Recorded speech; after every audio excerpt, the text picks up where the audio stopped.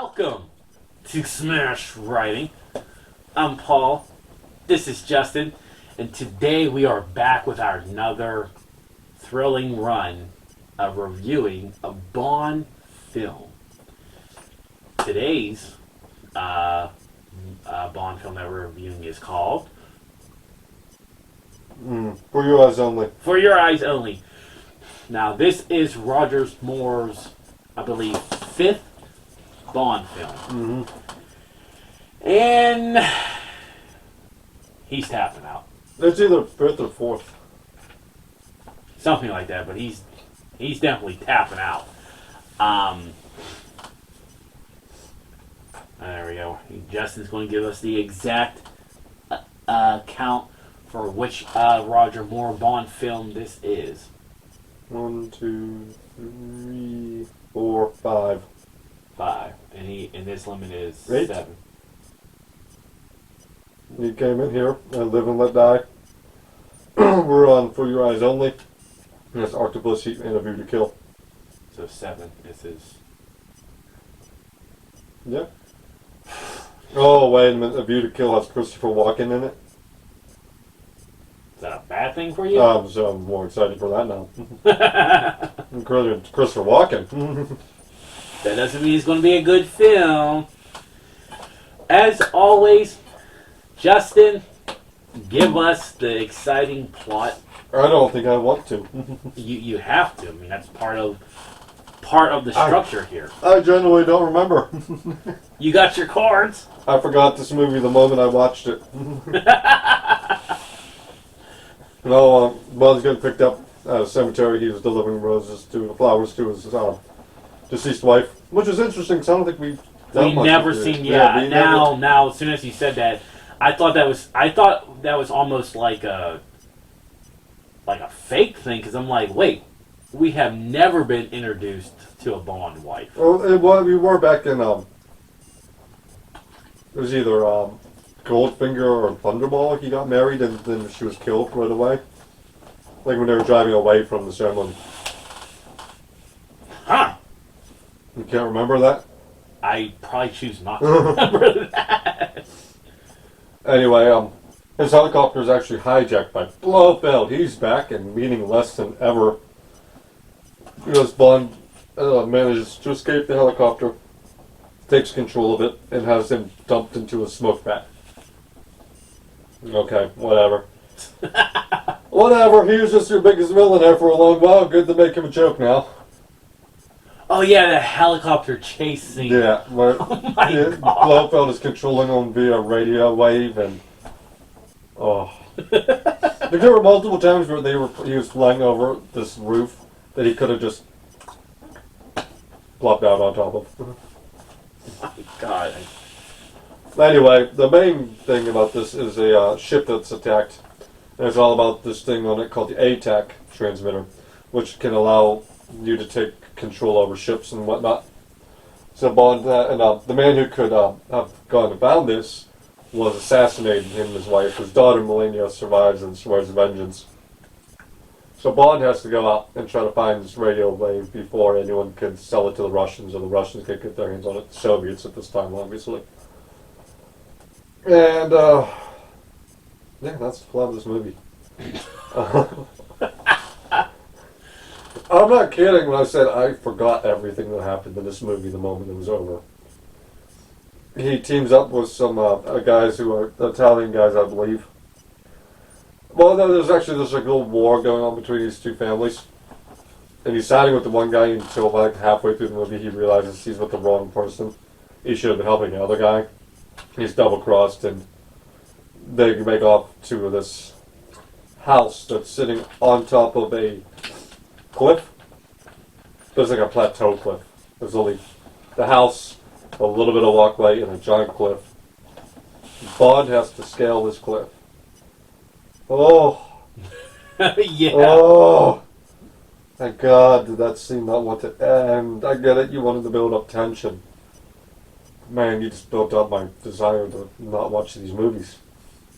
You're right. I'm now remembering it. The more that you're recapping the plot, the more it's coming back to me, and the more I'm like, Anyway, he makes it up to the top of there. He gets everyone, like, they're about to make this big, major deal. They're going to sell the ATAC to the Soviets. And there are guards sleeping. Like, you're within the hour of this deal, and your guards are sleeping. I mean, they gotta sleep somehow. Go to sleep after the deal or anything. No. Like, I get the running joke in this is like, oh, everyone is dumb and they can never actually kill him. I always found that to be a weird one because, they do really try. But that was me going off of the newer ones. Not so much back here. Because, my God, they have every opportunity. He's just kind of like, shoot me now! And they're like, no, it's fine. You little rascal. But he ends up stopping the deal. He breaks the ATAC as a form of detente. That now, since it's broken, neither side has it kind of deal. Everyone's happy because the problem is gone. And Melania, actually, for what it's worth in this movie, she kicks ass. She actually has 3 confirmed eliminations with that crossbow, which is by far more than any of the Bond women have done so far in this franchise, including the Soviet spy from a few movies ago who did nothing. She swore vengeance and this forgave him. That was about the extent of her rage. And then slept with him.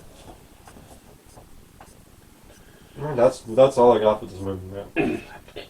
Yeah, this one... I think there was a ski chase that is overdone and didn't need to be here.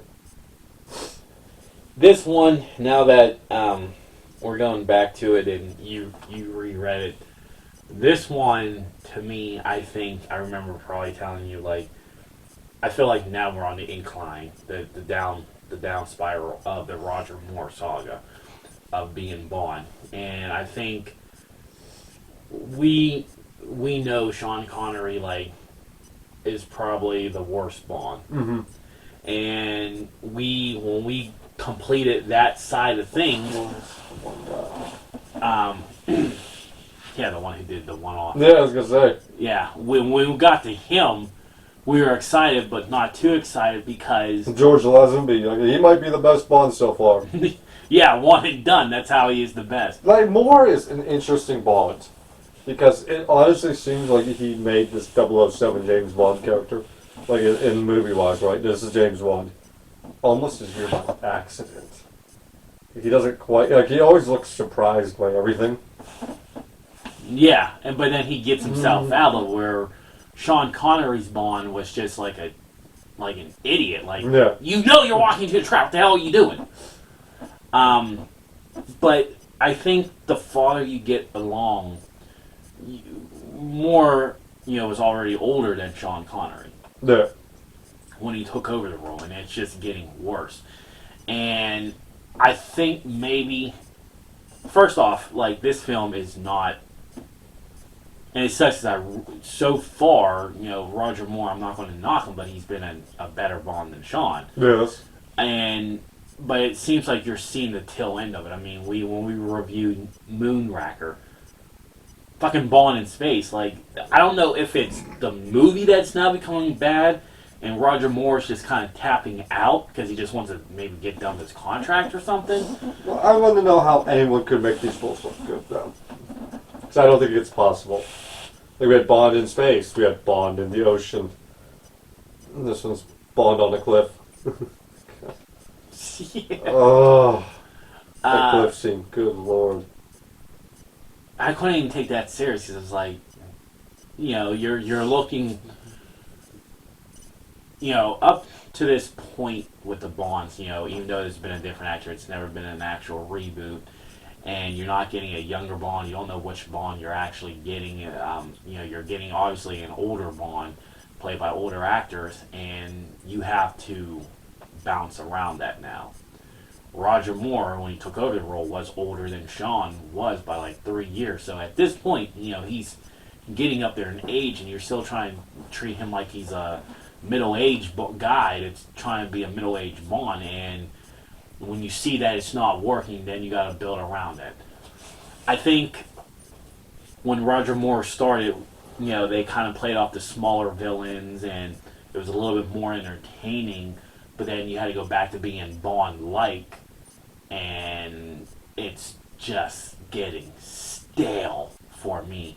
And the fact that we still have Octopussy, and you watched it, but I might either watch it or have to rewatch it to see where it goes. And we still have Sean Connery. Yeah, View to Kill. Or never say never again, or something. Something like that. Like, no, not Connery again. Thought we were going to be done with Sean, but he's back. Oh, we're so close to Brosnan at this point, though. Really, we're only like 4 or 5. 4 or 5, yeah. Yeah, so Octopussy. Never Say Never Again. A View to Kill. The 2 Daltons, and then Brosnan. Now, to be fair, have you seen the Dalton films yet? No. Okay, so he might. We just got to get past more. But this particular film is not memorable. I think it is probably a boring Bond film. I think these could be better if you chopped up all the wasted spaces. I think that's always been a nod towards the films themselves. But these ones especially they're just atrocious scenes left in these movies. It's like, come on. Well, I think I'm going to guess that's probably has to do with the guys' age, to where they can't kick ass, and you don't got enough of creative writers to work around that issue. I know a lot of that generation likes to be like, well, your generation just doesn't have the mental focus, your attention span. Like, no. No. I sat and was entertained thoroughly for 3 hours by the Batman. I could sit and marathon Stephen King's It movies. When Luke Cage season 1 came out, I watched all of them in a row without getting up. I think you did that for Reacher 4 or 5 times. Yes, I did. It's genuinely, these movies are so slow. This pacing is so bad. And then at times, if the pacing's not bad, the editing is bad. If the editing is not bad, then it's the acting that is bad. You try to make some type of action film, and it's just not there. Final grade. Sucks because I like Roger Moore. Like, I really do enjoy his Bond, but I think the films around him is getting worse. I'm giving this a D plus, maybe like 68%. It's no, below average. It's not rewatchable. I guess it's there. Oh, none of these are rewatchable. Good lord. Yeah. No, this is a C minus. And this only gets C minus because Melania actually did something. She actually did something, and that's fucking fantastic. The women are stepping up. Yeah. I'm sure that will get knocked back down in the next movie. Hint, hint. God, wait till you just see Never Say Never Again to see how bad that really takes a step back. Like, you're not even looking forward to it.